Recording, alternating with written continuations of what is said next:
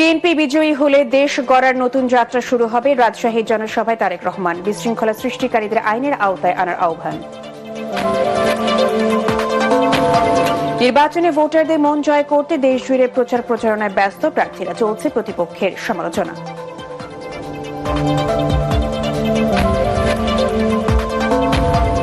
মুন্সিগঞ্জ ৩ আসনে বিএনপি ও বিদ্রোহী প্রার্থী নির্বাচনী লড়াইকে ঘিরে উত্তপ্ত এলাকা। মানিকগঞ্জ ৩-এ মুখোমুখি বিএনপি খেলাফত মজলিস।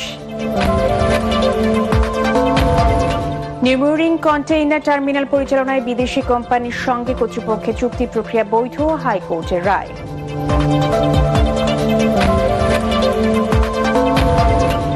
এবং ভালুকায় জাতীয় পার্টি ৩ শতাধিক নেতাকর্মীর বিএনপিতে যোগদান।